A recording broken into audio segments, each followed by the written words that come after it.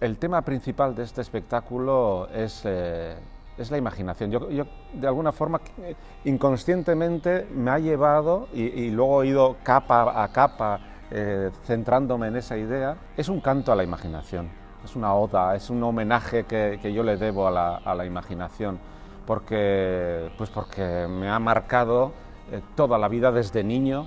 Yo era un niño al que cuando decían pues escribir para mañana una redacción y tal, era todo para trabajar la ortografía y la gramática, pero para mí era fascinante, ¿no?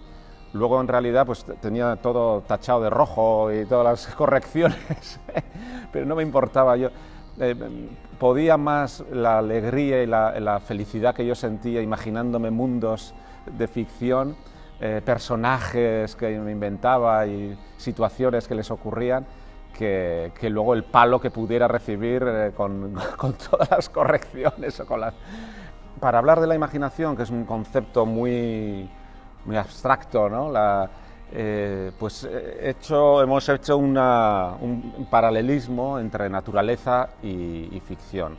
Y hay una frase que se dice en la obra que sintetiza lo que venimos a contar en esta historia, ¿no?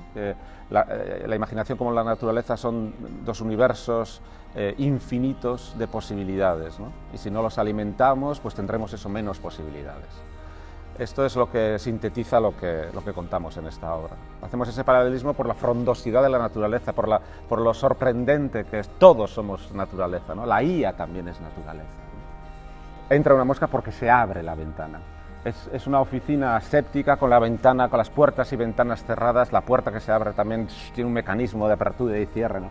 Y la ventana también está cerrada herméticamente. Se tiene mucho miedo a los microorganismos, a los contagios, a los virus y gérmenes, ¿no? Y sin embargo ocurre que un golpe de viento pues hace abrir la ventana y a partir de ahí cambia todo. Pues abre la posibilidad de que entre un insecto, por ejemplo, ¿no? Lo primero que entra, y a partir de ahí entran otras cosas, ¿no? A través de esa ventana. Es una metáfora de esa ventana o esa puerta que abrimos a la imaginación también.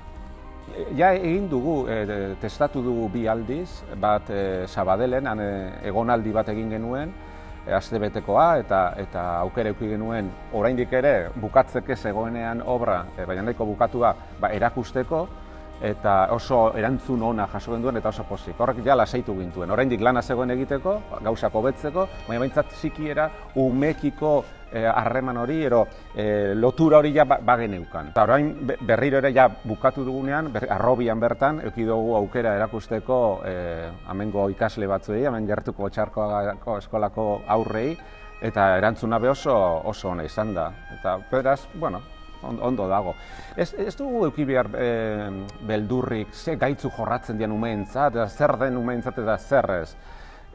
Gogoratu deigun, bakoitza ume ginenean, zer ulertzeko kapaz ginen, ez? Etxean gauza asko ulertzen genuen, gurasoen artean zerbait gertatzen zenean, ero familian, ero arazoren bat zegoenan, ero heriotza, amuma hiltzen zenean, ero itona, ez da?